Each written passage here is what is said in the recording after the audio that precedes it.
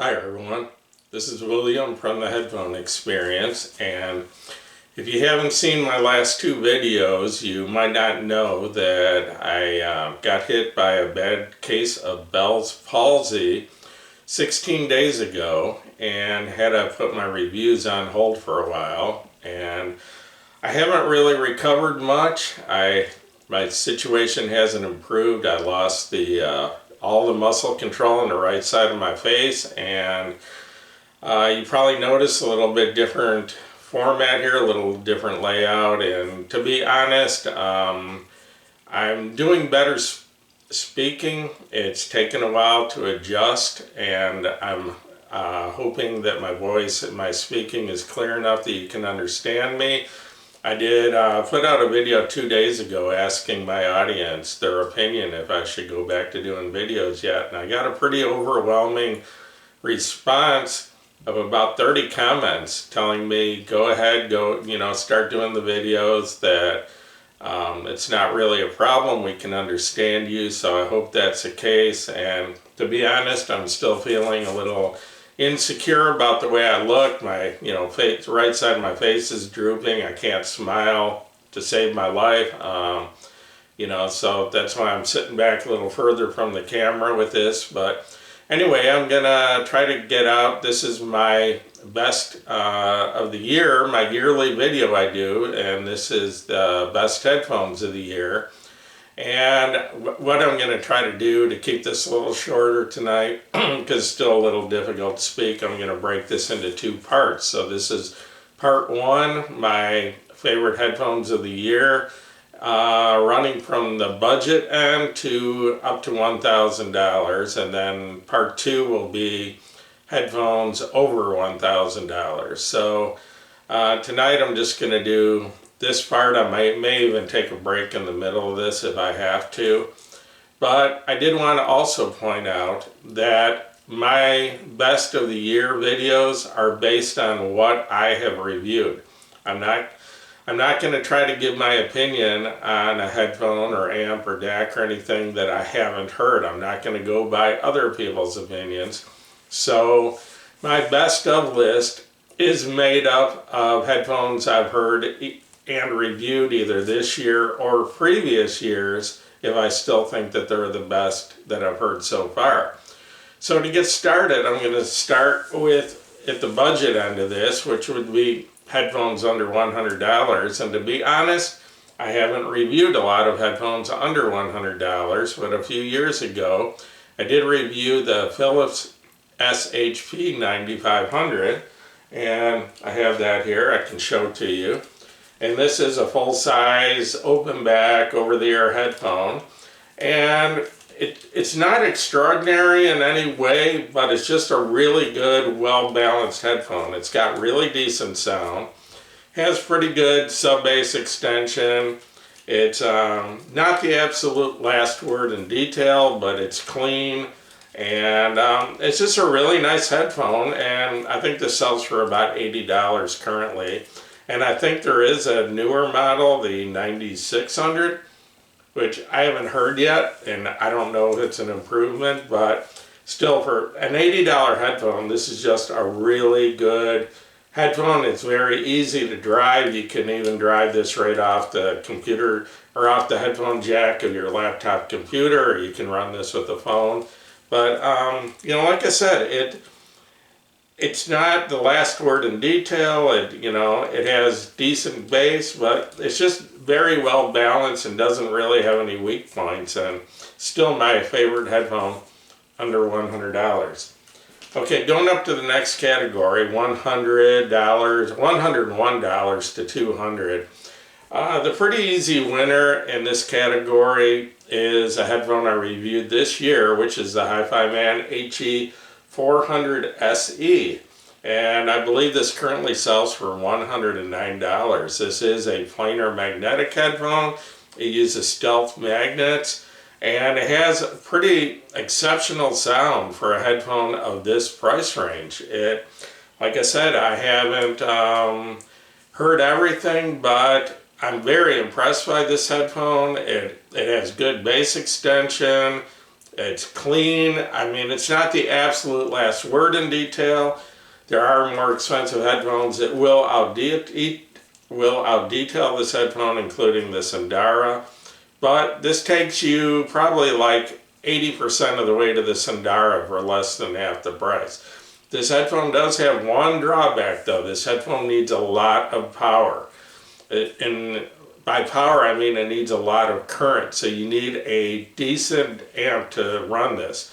You will not be happy with this headphone running it off of a phone or off of a laptop or off your computer headphone jack. This needs a dedicated headphone amp. And I would actually recommend at least 1 watt of power going into this. So you're going to have to probably spend, I'd say, at least $80 or $100 on an amp that's going to have enough power to make this sound decent. A lesser amp will play it loud enough, but if this doesn't have enough current, it's going to have, the bass is going to be very weak and very muddy. So some of the cheaper amps that I found that will power this are from iFi. The Zen Air DAC does a decent job. Doesn't take it all the way, but it does a pretty decent job. And the little iFi Uno for $79 also does a pretty decent job with this. But I'm going to give you an alternative in this price range that's a lot easier to drive. So this is a headphone that I reviewed a few years ago, and there's actually a newer model out. This is the Grotto SR80E, and it's been replaced with the SR80X, which I have not reviewed yet, but I'm assuming that it's probably as good or better. So this sold for $99.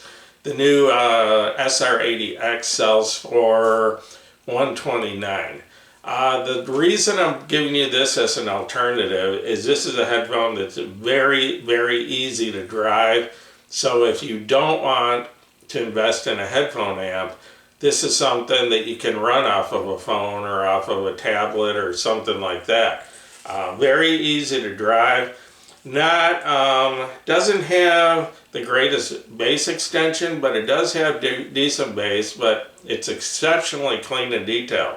This will hold its own with $500 headphones as far as detail. The treble's bright, clean, can be a little bright, too bright for some people. But I did want to point out, this headphone, if you plug this into an OTL type tube amp, which normally you wouldn't recommend an OTL tube amp for a 32 ohm dynamic driver headphone, but for some reason this just sounds absolutely outstanding with an OTL tube amp. And you can probably see the Felix Audio Echo sitting right up here behind me. Plugged into that amp, this headphone, it just becomes a different headphone. It just becomes so much better. And in my opinion, this headphone can compete with the Hifiman Sundara when plugged into a good OTL type tube amp. It just brings out the best. It just brings out so much more bass. It tames down the treble a little bit and makes them mid-range just warmer and richer. And it's just actually a beautiful sounding headphone when hooked up to another option would be the OTL from Wayborn down at the end down there. But just a really good headphone for the price, in my opinion. Okay, I'm going to jump up to the next category, and that would be $201 through $300. And unfortunately, there's a lot of probably very good headphones out in that price range, but no one has sent any of them to me for review. But I have reviewed the Hifiman Sundara, and I've been recommending this for like 3-4 years now. It's just a great all-around headphone. It's a little bit hard to drive. It needs an amp. You do need a headphone amp with this, but nothing too extreme. It's a planar magnetic, and it does require a little bit of current. But this headphone has incredible clarity and detail that I don't know if it can be beat in this price range. Nothing I've heard. And it's just a really good overall, all-around headphone with no real weaknesses. The only problem, the only complaints I've heard about this headphone is some people think it lacks bass. And it's true, it does not go real deep into the sub bass, but in my opinion, it still has a pretty decent mid bass. And this headphone has exceptional treble, very clean, very detailed, sparkly treble without being harsh. So for the $249 this currently sells for, this was originally a $500 headphone.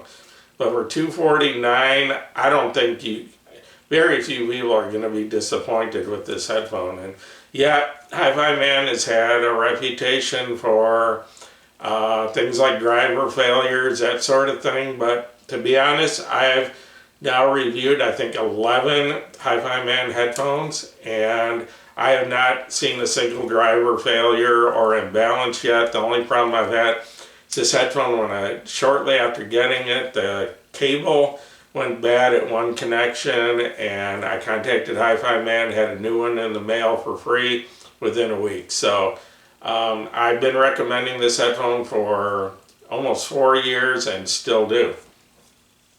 Okay, jumping up to the next category, $301 to $500. I'm going to give my award to the best closed-back headphone in that price range.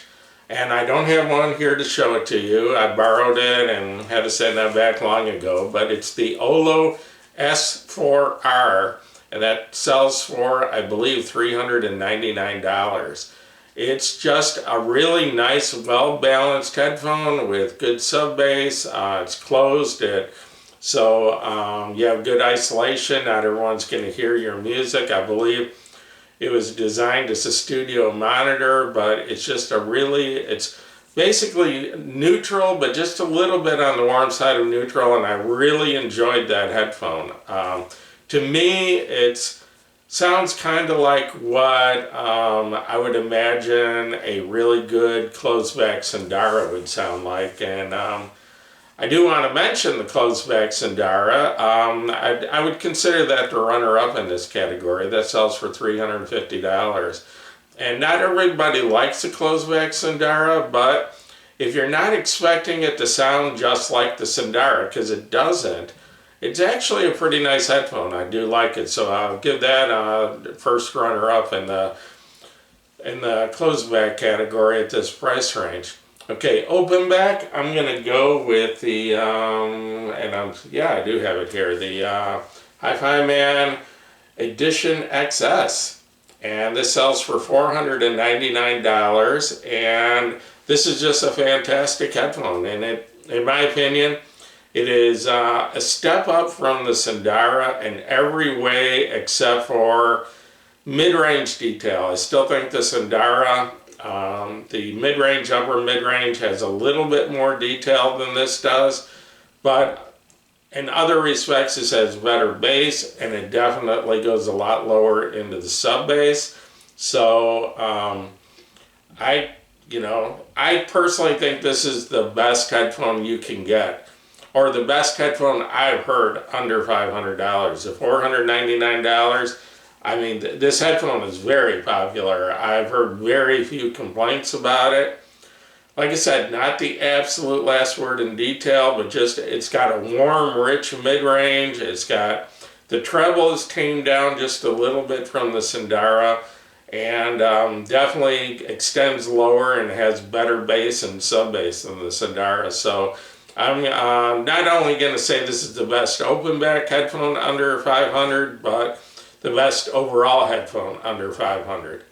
Okay, I'm going to mention one other category in the under 500 range, and that would be the bass head category, which would be the best headphone that I could recommend under $500 for someone who's kind of leaning towards being a bass head, that wants a lot of bass out of their headphone. And I'm going to give that, excuse me just a second. For those of you who've been watching me for a while, I always take a drink out of my big silver water cup during my videos, and I can't do that right now because of the Bell's palsy. I have to drink out of squeezed bottles or I spill and dribble, so please excuse me for that. Anyway, going up to the next, oh, I'm sorry. I was still talking about the APOS Caspian. Okay, APOS Caspian was made by Kennerton Audio out of St. Petersburg, Russia. And I've been a big Kennerton fan for a long time. It was made for APOS, and it is a open back, but I consider it more of a semi-open back headphone. And it's got a very warm, very rich sound with good bass extension and pretty heavy slam in both the bass and the mid bass. So it's a headphone. It's a little bit slightly on the dark side. It does have some sparkle in the treble, but the treble, it's definitely not a bright headphone. So if you're looking for a warm, rich, bassy headphone, under $499, my recommendation would be the APOS Caspian. Okay, I'm going to go ahead and jump up to the next category of $501 to $1,000. And the first of my awards in that category is going to go to the LSA HP2 Ultra, which sells for, I believe last I checked, $799. This is a closed back, and this 2 years ago was actually my headphone of the year. That's how much I like this headphone. It's very easy to drive, and this thing has really good bass extension, really good, tight, well-controlled sub bass. Other than that, it's pretty much neutral, very clean, very detailed. And I'm gonna call this the best closed back headphone of the year, under $1,000. And then a very close relative to this, I'm gonna give us the runner-up, and that would be the Kennerton Magni, which is actually a very similar headphone, and I think sells for around the same price. And this headphone, the only difference is this doesn't go quite as deep into the sub bass, but it does have a warmer, richer mid-range. Where the LSA I would consider neutral in the mid-range, this has more of a liquid, more of a lush mid-range to it. Not quite the detail, but a very pleasant headphone that I've had for quite a while and still really enjoy this headphone. Okay, going to open back. This here is the Hifiman Ananda Stealth version. And this, without a doubt, gets my award for the best of any headphone that I've heard. Open back headphone under $1,000. I believe this currently sells for $699. It's an open back, planar magnetic. It has the famous egg shape from Hifiman. And this is kind of middle ground. This would be a definite step up, in my opinion, from the Edition XS, and takes you very close, not all the way, but it takes you a long way towards the Hifiman Aria, which I'll be talking about in the second part of this video. So anyway, I did review the original Ananda and really liked it. A very neutral, very clean, very detailed headphone, and this is the stealth version, and I still have the original version. I'm not going to show it to you because there's no difference. They look exactly the same. In fact, I had to mark this. I had to tag it with a little twist tie to keep them separated from the very beginning. When I first opened this, I marked it so I didn't confuse the two. But anyway, in my opinion, this is it's a small improvement in almost every way from the standard or the original Ananda. It goes just slightly deeper into the sub bass, has a little bit more punch in the mid bass, and it's a little slightly richer mid range. just a little smoother and just a little bit better in almost every way than the original Ananda.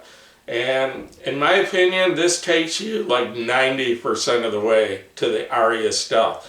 This is just a really, really good headphone with no flaws. There's nothing wrong with this headphone. It's fairly easy to drive. Does need an amp, but nothing too expensive or too powerful. And I love this headphone. It's just, to me, it has no weaknesses. It does everything very well. And it even beats out the Aria Stealth in one category. I think it actually has a little bit wider soundstage.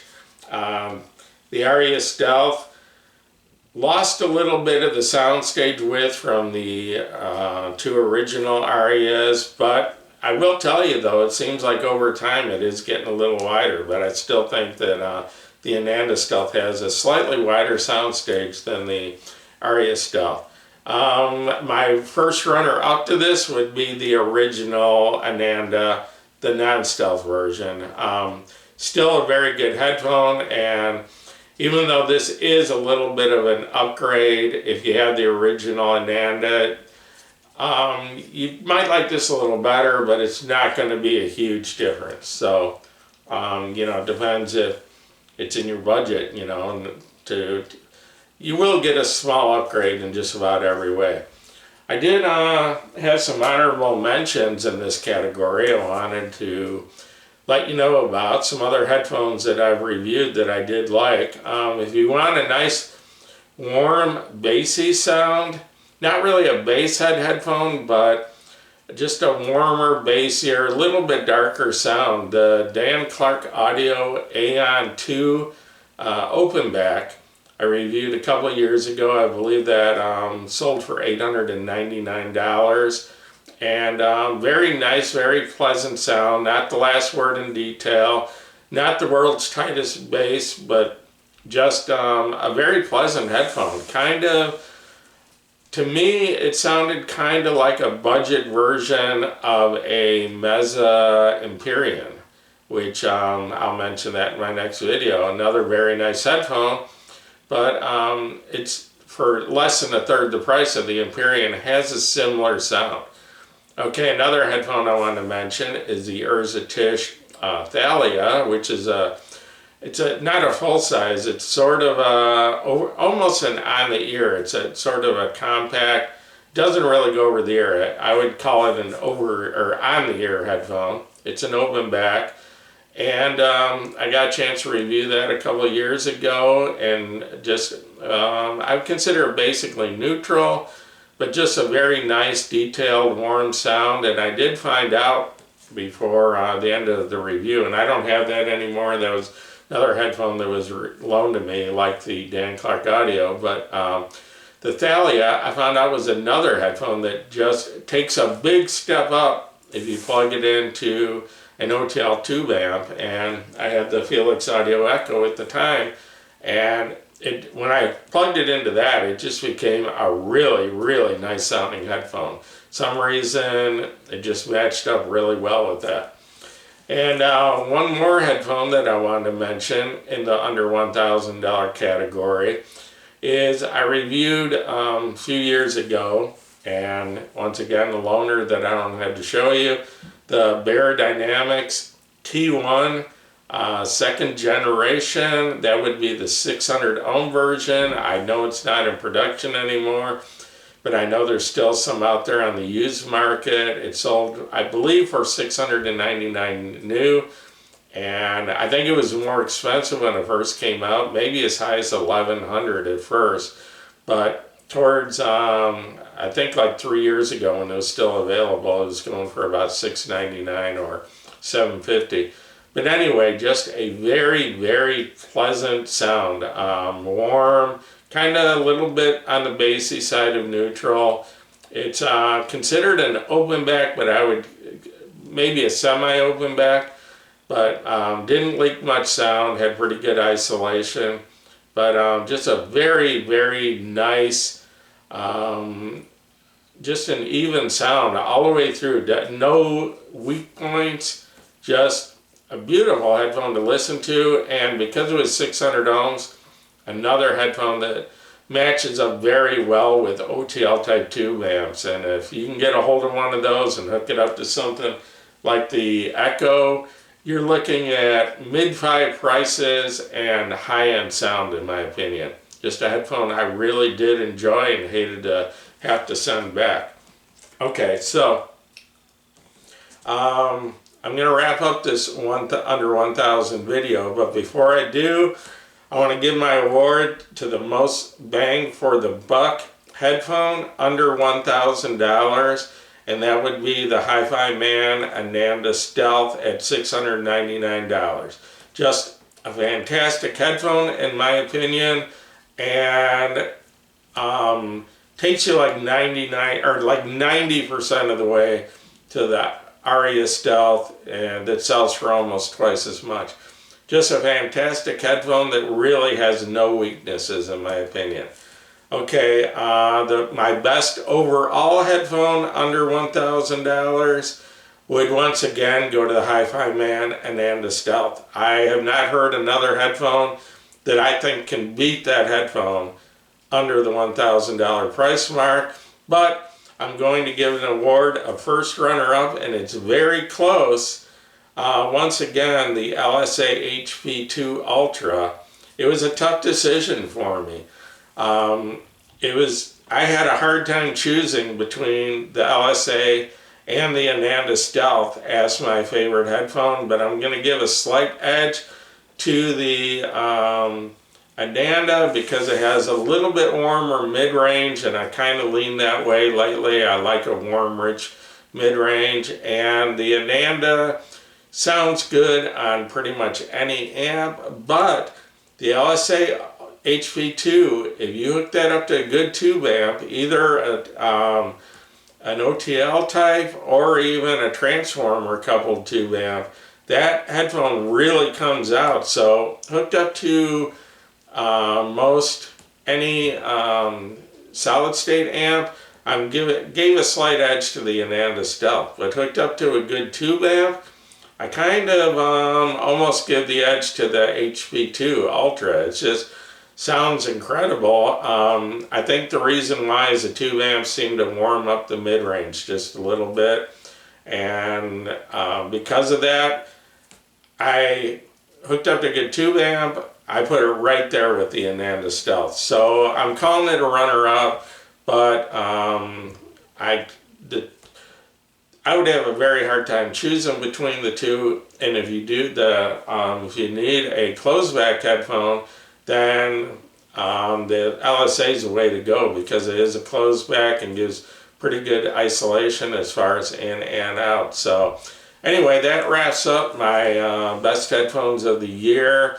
Sorry this video came out about 3 weeks late, but like I said, I got struck down by the Bell's palsy, and hopefully you were all able to understand me. And like I said, I'm feeling a little insecure about the way I look, so I didn't really want to start doing videos yet, but I'm missing it so much, and my subscribers encouraged me to go back to doing the videos, so hopefully y'all keep watching this, and I'm going to try to do the second part of this video, my headphones over $1,000 in the next couple days, and get that out. So in the meantime, thanks for watching. Please give me a thumbs up if you would, and the headphone experience over at Facebook is up to almost 21.2 thousand members, growing at an average I think of about 20 members per day. So you're all welcome to check that out, and thanks for watching my video.